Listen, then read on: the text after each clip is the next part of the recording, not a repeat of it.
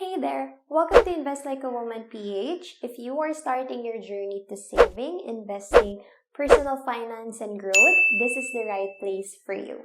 As what I've promised, ito na yung update ng ating Ipon Challenge for 2021. Here's what I'm going to discuss in this whole video. Number 1 is I did a mistake.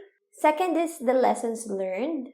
Third, we will talk about the interest gain for this savings account. And then the fourth, I'll be sharing with you my reflections.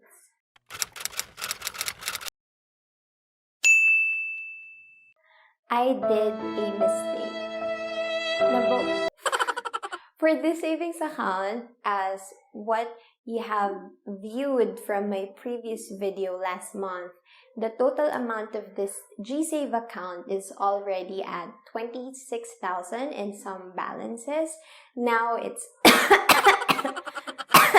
but right now, its total amount went down to 22,000. Yes, I would like to admit that I did a mistake. Nabawasan ko siya ng 4,000 before January ends. Ang natira na lang sa GSAVE account na to is 22,000 pesos. And yung 22,000 na to, ito yung pinagbasihan ng interest rate for this savings account. Mamaya, i-explain ko sa inyo kung magkano yung kinita nitong savings account even though nabawasan ko siya ng 4,000 pesos. Nabawasan ko itong GSAVE account because January is my birth month and I also had an expense na hindi ko nasama sa monthly budget ko for January, which is yung pagpapaspay ng pusa namin. Yun yung mga reasons kung bakit nabawasan ko yung accounts na to. Now, let's move forward to the lessons learned. Number 1 lesson is to ensure that whenever we get money from our savings account, that we put it back right away, especially if meron na tayong pera na maipambabalik. Kasi sayang naman. If you will see later on in this video, makikita nyo yung difference ng interest gain if hindi ko binawasan yung GSAVE account. And I'm sharing this with you because this is one of the struggles ng mga starters sa pag-iipon, yung hindi kayo nagiging consistent agad dun sa target or dun sa goal ninyo. But I'm also sharing this because it's okay and it's part of the journey, it's part of the process. Ang mahalaga is you will be able to learn from that mistake. Even though hindi ka nakapag-commit for a specific month, it doesn't mean na hindi ka na rin makakapag-commit for the next months. This puts me to my second learning, which is to really stick with your savings plan. So even though merong mistakes na may encounter along the way, you really have to stick with the savings goal that you have, with the savings plan that you write down, practice, and discipline yourself. The third lesson is really track my budget mindfully. Ensure na lahat ng possible expenses for the month and natatrack ko. The reason why I was able to cut my savings last month is because yung pusa ko nga, so hindi ko siya nasama sa budgeting plan ko. Hindi ako naging ganun ka mindful when it comes to my budget and my spending. So, this month and the coming months, I'm making sure na maging okay yung pagta-track ko and maging okay yung pagbabudget ko with my money. Okay, so let's talk about the interest gain for this account. Yung base interest rate ng CIMB Bank is actually 3.10% annually. So if we will divide 3.10% to 12 months, the interest rate that we will get on our savings account per month will be 0.25%.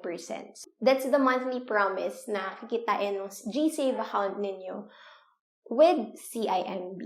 Ilalagay ko ulit yung savings account ko dito. Ang kinita ng GSAVE account ko is 60 pesos and 76 centavos. So, that's actually for 22,000 and some cents. 22,096 pesos and 71 cents to be exact. So, bawas na yung tax dyan. Ang total amount talaga ng interest rate is nasa 72 pesos kasi 12 pesos yung tax. I'm actually surprised because as what I've discussed earlier, yung promise ng CIMB is just 0.25% monthly, but when I computed the total interest gained for this savings account, it's actually 0.33%. Imagine kung hindi ko binawasan yung GSAVE account ko, for sure, mas mataas pa. I think, aabot ng nasa 80 pesos. Sa unang tingin, parang ang liit nung 60 pesos per month. But, kung magko-compound yan, once na nagpatong-patong yan, and once na nag-add ka pa ng money sa GSAVE account na to, malaki rin. If you will compare it with other banks na 0.25% yung promise nila annually, that's really a big difference. Also, it's going to be a big difference lalo na kung i-compare mo siya kapag nag-save ka lang sa piggy bank or if you will just let your money stay in your home. Kasi hindi naman kumikita yung pera mo. And especially this time na ang taas ng inflation rate natin, nasa 4%, 4-point-something%. So, it's really our responsibility na gumawa ng way para yung pera natin maka-cope up dito sa inflation rate. This is specifically for people like me who are starting. Savings is one of the foundations we need if we plan to start investing to grow our money, which is one of the primary goals of this channel, to encourage people to start saving, because the discipline and habits you get to build from here will help you in your journey to growing your income. One of the videos next month will be about starting to invest. I will share my timeline and journey as a breadwinner to let you know that we have our own phase and priorities. And here's the total amount on my GSAVE account as of February 20, 2021. So, the breakdown of total deposit is, January, I deposit 5,000 pesos, and then for February, I need to put 9,000 pesos kasi kailangan kong ibalik yung nakuhang 4,000 pesos for this account. So far, wala na tayong utang sa GSAVE account na to, so updated tayo sa ating goal for this GSAVE. So, I still encourage you, everyone, especially yung mga gusto mag-start ng pag-ipon, I encourage you to join me in this Ipon Challenge with CIMB Bank or any other digital banks that offer the same or that offer just like the kind of interest rate na meron yung CIMB Bank. Usually, digital banks yung nag-offer, but I also checked there are other banks na nakikipantay na rin sa ganitong klase ng interest rate. So, you might want to check it out as well. Mas okay pa rin na mag-ipon kung merong mga kasama. So that at the end of the year, marami tayong magse-celebrate that we have achieved this kind of amount for our savings goal.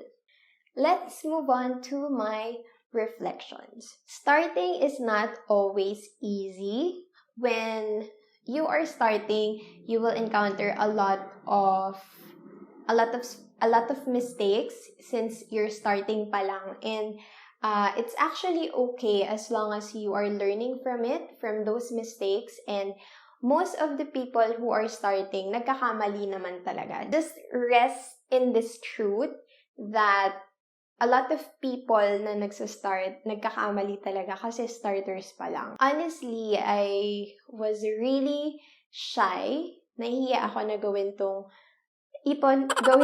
update for the Ipon Challenge because I myself did a mistake. I was really enthusiastic. Sobrang excited pa ako when I created the video last month about this Ipon Challenge. Tas magkakamali lang din pala ako. But, ang pinaka-goal ko naman talaga is to really achieve 100K savings goal for this year. So, it's just the first quarter. So, marami pang pwedeng mangyari for the next months. Since maraming months pa yung darating, mas marami pa tayong opportunities to change this kind of habits or this kind of mistakes that we already did.